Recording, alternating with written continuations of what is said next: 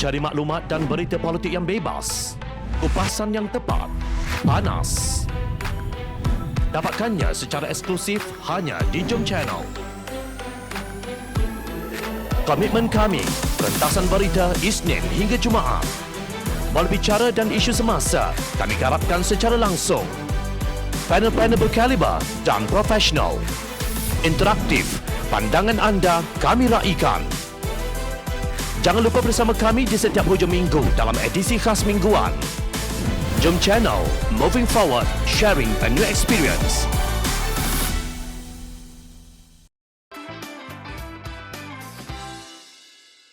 Dia yang pukul, dia pula yang menangis. Presiden UMNO Datuk Seri Ahmad Zahid Hamidi berkata pimpinan Barisan Nasional akan dilemparkan dengan pelbagai fitnah dan tipu daya sebagaimana pilihan raya umum ke-14 yang lalu sempena pilihan raya negeri Johor akan datang. Modus operandi yang sama menjadikan pimpinan Barisan Nasional sebagai sasaran persepsi untuk menghasut rakyat kepada politik kebencian daripada fitnah berhubung teknologi identifikasi frekuensi radio RFID, genting Hong Kong, dadah sehingga kepada propaganda botol minuman. Percayalah itu cuma mukadimah. Tentunya rakyat khususnya bangsa Johor akan dihidangkan dengan lebih banyak fitnah dan propaganda jahat, katanya dalam satu hantaran di Facebooknya. Beliau kemudian menyerang pihak lawan yang tidak disebutkan namanya sebagai penipu dan juga pembohong. Namun mungkin ada hikmah di sebaliknya kali ini kerana menjadi bukti nyata nilai politik sebenar mereka yang menghembuskan penipuan dan pembohongan.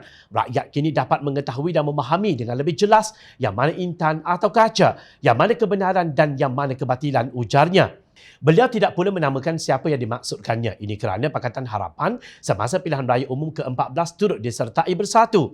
Malah antara yang paling ganas menyerang UMNO sebagai kleptokrasi tak lain tak bukan ialah Presiden Bersatu ketika itu yang juga pengerusi Perikatan Nasional sekarang ini, Tan Sri Mahyadin Mat Yassin. Untuk rekod, Bersatu sudah tidak lagi bersama dalam Pakatan Harapan. Begitu juga gerombolan yang dipecat daripada Bersatu yang kini menubuhkan pejuang di bawah naungan Tun Dr. Mahathir Mohamad. Namun kenyataan Ahmad Zahid seterusnya mungkin boleh mengundang senyum sengit pada bibir pemimpin Pakatan Harapan. Ia umpama peribahasa Arab yang berbunyi, dia yang pukul aku, dia pula yang menangis. Dia yang maki aku, dia pula yang mengadu. Ahmad Zahid berhujah dan tidaklah mereka itu hirau tiada keberkatan menang dengan fitnah dan pembohongan. Lihatlah kekalutan pentadbiran mereka apabila diberi kuasa. Tidak mereka peduli kesan buruk politik fitnah dan adu domba terhadap rakyat dan negara demi memuaskan serakah dan kesumat. Ingat lagikah siapa yang berkata haram jadah mereka itu yang ditujukan khas buat para peneroka yang menentang penyenaraian Felda Global Ventures Holdings FGV di Bursa Malaysia pada 28 Jun 2012. Ketika itu ia merupakan projek penyenaraian kedua terbesar di dunia selepas Facebook dengan harga pasaran RM4.45 serta pernah mencapai tahap RM5.50 buat ketika dahulu. Pada 9 Februari iaitu hari ini ia hanya bernilai RM1.52. Inilah hakikat, bukan adu domba dan bukan fitnah. Yang berdendam serakah ialah Datuk Seri Najib Razak yang memegang jawatan Perdana Menteri ketika itu yang melabelkan rakyatnya sebagai haram jadah. Kerana kita tahu inilah untuk kebaikan. Haram jadah mereka tu.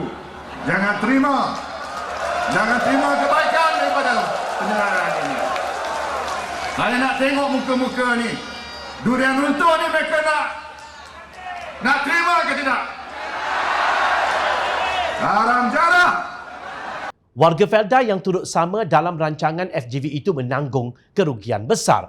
UMNO bersekongkol dengan Bersatu yang kononnya mengkhianatinya bersama PAS menjatuhkan Kerajaan Pakatan Harapan di saat kemarahan COVID-19 Februari 2020. Kerajaan Pakatan Harapan menerusi kepakaran Menteri Kesihatan Datuk Seri Dr. Zulkifli Ahmad dan pasukannya di Kementerian Kesihatan Malaysia berjaya mengekang kemarahan COVID-19 dengan tiada kematian. Namun setelah langkah syaratan, COVID-19 semakin mengganas sehingga kini jumlah yang dijangkiti mencecah lebih 2.9 juta dan kematian lebih 32,000 orang. Dan setelah UMNO BN menumbangkan Perikatan Nasional, bencana banjir pula mengganas. Inikah maksud keberkatan yang disebut Ahmad Zahid?